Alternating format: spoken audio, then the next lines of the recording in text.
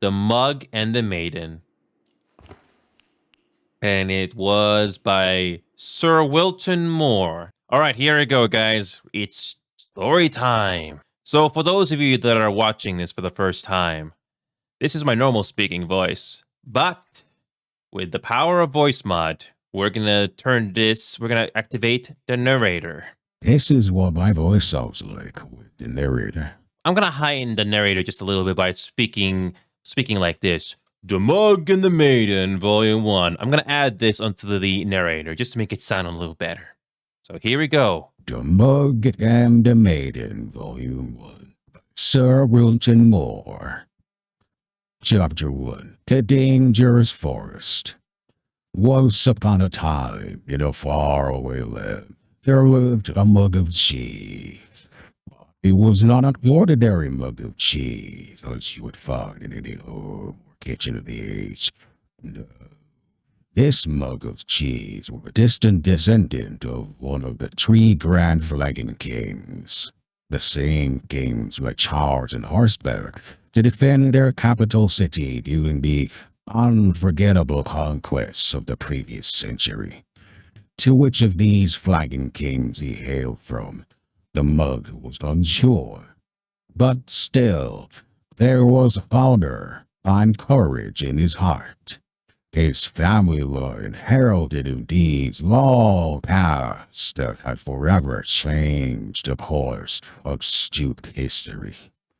Did he have a name? Of course. All mugs of cheese have names. This is common knowledge, just as every fruit bear is really named Stanley. The mug of cheese was named Richter the Cracked. What a name! I can hear you say, cracked, indeed. This mug of cheese bears no damage that I can see. Fall silent, you small-minded mouse, for therein lies our intriguing story. Let's begin at the beginning. It was a hot winter day in the forest, one of those days where everything is dull brown. The lake was still, the birds had shut up, and the trees were but sticks in the overcast sky, save for a lone pine that scaled the clouds above like a painter's brush. It was on this day that Mr. Doublemove was in a hurry. He had just been named as Vermin of the Year by the society brethren that lived under the old church, and it was customary for the honoree to bring fine hard wine cheese to the ceremony. There were only hours to locate some of the precious cuisine. Fortunately, Mr. Doublemove knew exactly where to find it. The dark cellar below the governor's castle. But unfortunately, as he approached the loose plank of wood in the old wall, he failed to realize that the heavy rains that had come during the night had passed moisture into the plank, making it far heavier than usual. Thus, when he pushed the plank with all his might, it lifted just enough to push his body only halfway through. My strength just couldn't contend with the weight of the plank, and his arms failed. The plank snapped back down, crushing him flat.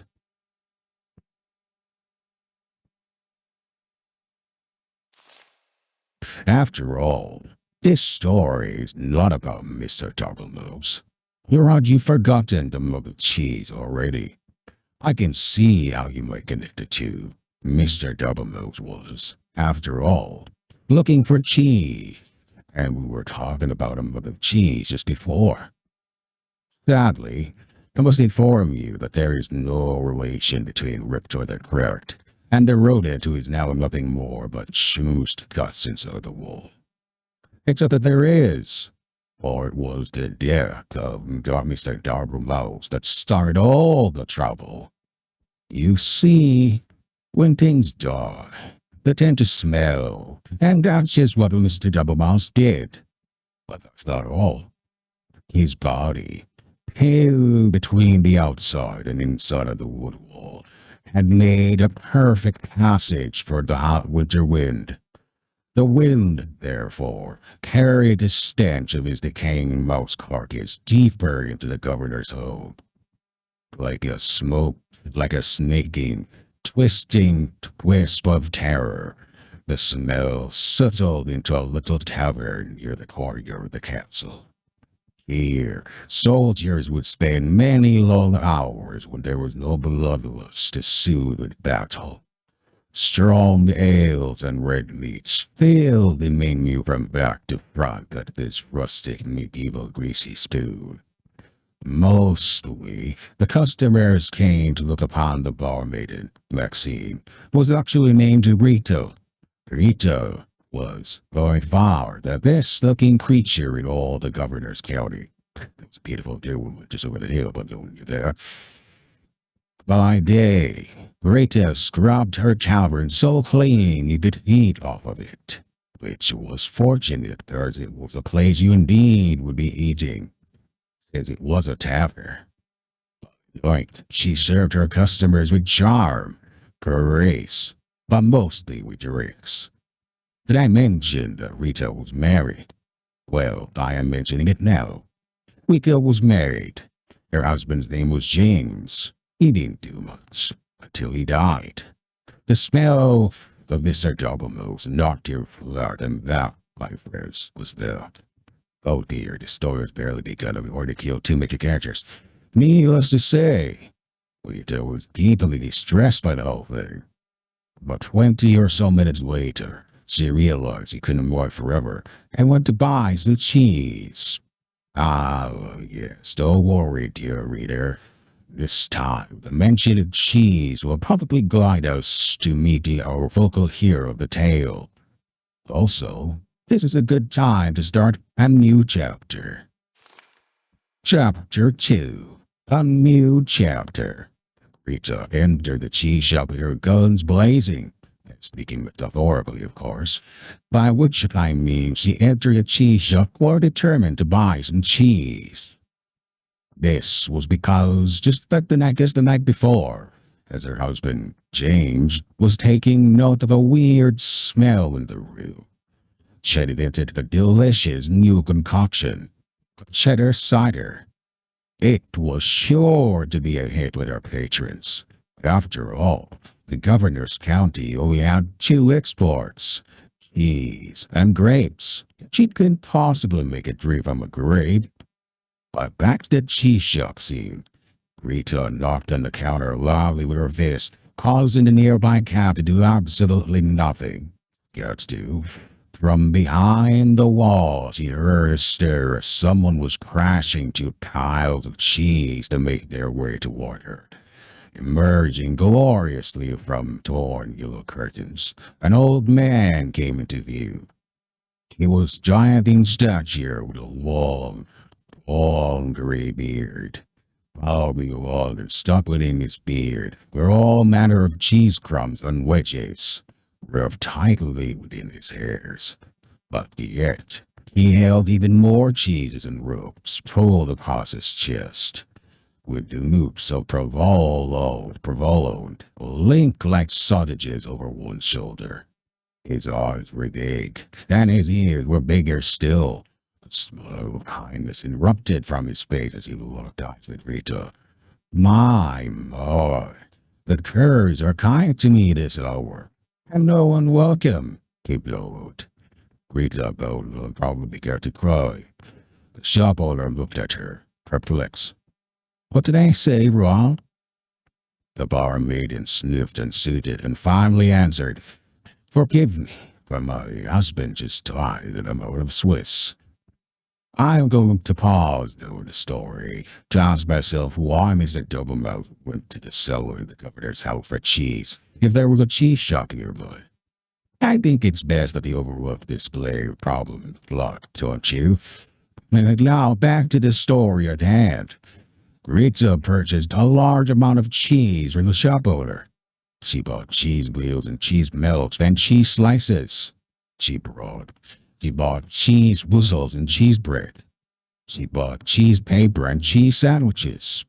She bought so much cheese, in fact, that she had lost track of all she had obtained, and just dumped all the fromage into a large burlap sack with a return journey to the tavern.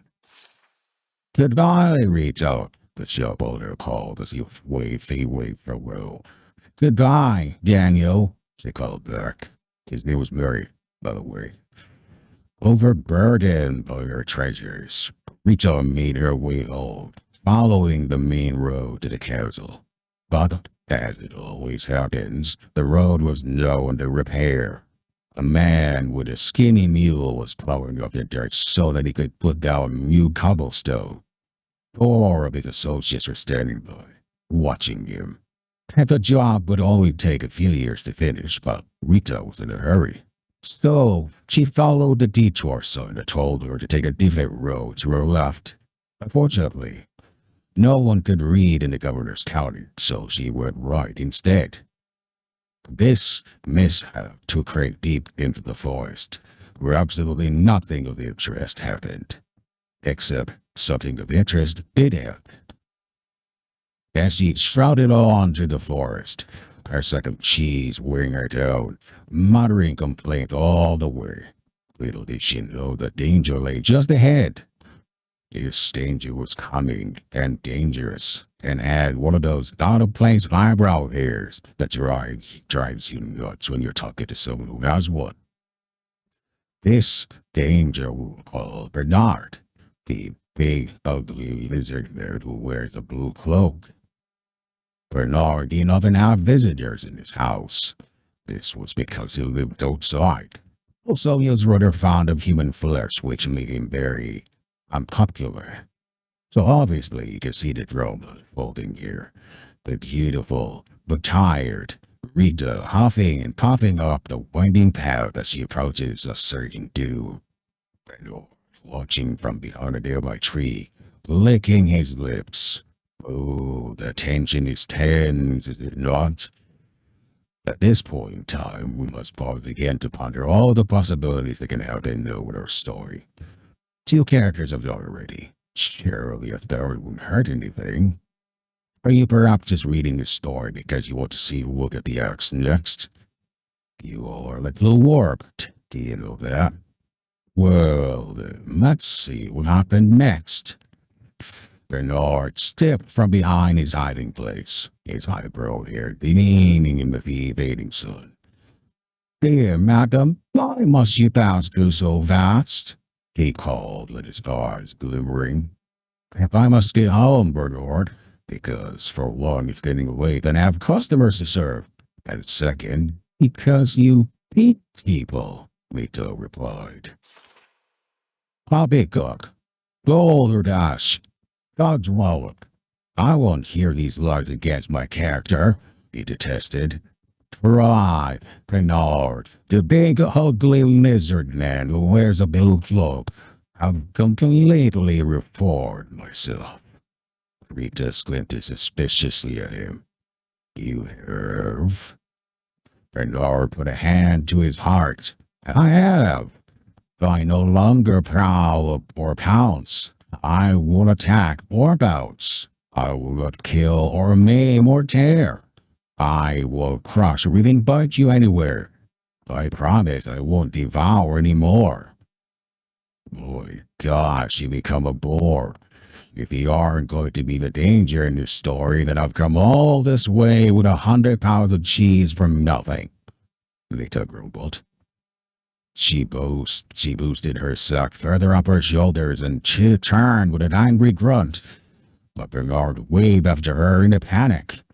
"Wait, it's all a ruse. I intended to eat you, dear woman. I swear it," he cried. "It's all a trick, you see. A new angle. It worked on some guy yesterday. Oh, please stay." Rita sighed, her strength just about gone from the wall in bed she had taken since she left home that morning. She turned back to face Bernard. "All right," she said, "but your part in the story better lead to an unexpected turn of events." Oh, it will." Bernard clapped and waggled his clawed finger to motion her to draw near. Just wait until the next chapter. Chapter 3, the next chapter. All looked quite dire for Rita. Bernard had her within his grasp. Surely it would just be mere moments before his jaws collapsed upon her head. Oh, what a horrible end for Rita. Needless to say, I am worried for her. But as luck would have it, miles and miles away, 20 years earlier, something amazing happened. 2 mugs of cheese, a Gouda, and a mozzarella welcomed their first son into the world. I don't think I need to tell you his name. It was Dave. No one liked Dave. After that, their second son came forth. Richter the Cracked. It's called Richter the Tug. Richter spent his early life stealing cowbells and putting them on skunks. This way, people always knew when danger was nearby. Needless to say, Richter was one smart mug of cheese. But all could not remain perfect forever. And suddenly, the great skunk famine began. Richter found his world in array and he sought a new purpose. Fortunately, there was an opening in the governor's county for an adventure at the time. And since he was a descendant of the tree-ground flanking kings, he was boosted to the head of the line. Because as you all are quite aware, even Yuletide is not what you know, it's what you know. It's what you know. Thus the adventures of Richter began. He braved deep dungeons, he slayed the great beasts, he climbed the highest mountain peaks, he sailed around the world despite the fact that he'd owned a boat. Richter was truly the stuff of legend. But did I mention the curse? Yes, fair readers, there is a curse. A fiendish and terrible curse. One morning, while Richter was in the governor's county, he came upon a witch named Witch.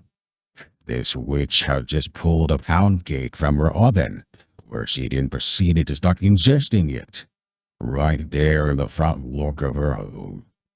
At once, Richter knew this creature was pure evil. Eating cake this early in the morning, and without ice cream, this was truly a fiend that needed to be vanquished. Richter jumped her fence and pulled his sword. Would you like some pound cake? The witch offered. It looked quite delicious. Richter would not let himself be seduced into early morning cake, so he approached closer with his weapon at her throat. The witch began to sweat, with a mouth full of crumbs. I also make a mean skull if you want to wait. No gentleman or gentlewoman could refuse a good scone. So Richter withdrew his sword and patiently waited for the witch to create these new buttery pastries. But what he didn't know was that the witch accidentally had bumped her table and had added within the new baited mixture a vial of cursed liquid. See? I told you there was a curse. You were fair marked. The moment Richter ate of the scones, he fell into a deep sleep. The witch, baffled, finished her cake and proceeded to get a civil service job in a nearby town. As the years rolled by, all that remained in the witch's house was carried off by elves, and her garden became overgrown. This left only Richter, asleep in the forest, with no end to his dreaming in sight. But the story thankfully does not end here. For as luck would have it, a giant man covered in cheese, with big eyes and big ears, wandered past the sleeping mug. In case you have forgotten, this was a cheese shop owner, Mary, sometimes called Bill, unable to resist cheese of any kind, even a mug of the stuff. Murray took Richter to his shop and set him on a shelf. Here, Richter suffered for many years until this very fateful day. You see, in Rita's haste to gather up all the cheese she had purchased, she had swapped a few things that did not belong to her into the sack as well. These items included The cat in the counter. A person likes Ben. Larry's cash box. I think she'll be hearing about this one eventually. And last but not least, Richter himself, still deeply asleep. So now that our three stories have come together, let's discover what happened next to Rita and Richter in the climax chapter. Chapter 4, the climax chapter. It was the same hot winter day in the forest, and Mrs. Doublemove was finally starting to get concerned. Just down the road, Rita was being drawn toward an almost absurdly bloody and horrific end to her life. Bernard was just moments from taking her within his little jaws, and mere hours from trimming his eyebrows. Rita stood her ground. She was no damsel in distress, but simply a person who was pretty darn tired by this point. She pulled the burlap sack of cheese from her body and shouted high with every last bit of strength she had left in her. An ear-shedding crowd roped through the silent trees as the bear made contact with Bernard's shocked face. His teeth flew in all directions, falling like pebbles to the ground. His eyeballs dislodged and rolled into the nearby stream. His jawbone turned completely around and planted itself on the back of his head. Bernard raced screaming into the woods, never to be seen again this week. His cries faded, and the forest once again fell soft and quiet. A cow walked by. Rita, still standing with her sack outstretched in her arms, stood wide-eyed at what had just happened. Surely, no cheese in her bag was hard enough for that kind of impact. As she placed her burlap sack upon the dirt and peeled it open, he was amazed to find Richter, the mug of cheese, inside and looking quite dazed. She had awakened and the curse was finally lifted. Somewhere behind a desk, the witch looked up and nodded with a smile. But oh dear, reader, look what was now upon his blood body. A giant and elegant crack, the very mark of a warrior. His hero's journey was finally complete. Richter the crack had emerged. Yes, it is true that Richter really didn't do anything important in the attack on Bernard. Just by Richter being where he was at the perfect time, he had saved Rita. The fates were with them. Richter and Rita talked them love and ate cheese until the sun went down. Finally, they packed up their picnic and headed back into the tavern, where they were met with cheers of excitement. This is mostly because the guy that thought that Rita was no single. As the night wore on into the early morning of the hours, the tavern remained alive in the castle courtyard, with singing and dancing and chitter-chatter. Oh, what a celebration! But like all parties of such proportion, eventually everyone sobers up and you have to go home. Before long, it was dawn. The sun began to rise steadily in the west, marking a fresh adventure on the horizon. A wind of a new direction began to blow with a more steady pace. It skidded across the ground and found its way between the floorboards of the governor's castle. Here, against all odds, it found the barely remaining body of Mr. Drolos. The wind carried a stench far beyond the borders of the castle, over the mountains and deep within a dark cave where Evil slept. "What the heck is that smell?" said Evil, awakening with hellfire burning beyond his eyes. Eventually, and news of this great evil spread from town to town until it reached the ears of Richter the Crooked. He polished his sword and gathered some crumbs of bread to store in his mug. Wearing his best expression of courage, Richter once again set off to conquer the day. His story was not yet over. But for now, dear reader, we return to our own lives. So let us end this tale with one closing thought, shall we? Be we cracked or small, or even dead, there's always a purpose to where we all are weird. Be brave and strong, and lest we forget, fate isn't quite done with any of us just yet. The end. And that is it. That's the story. Hope you guys enjoyed it. That was great.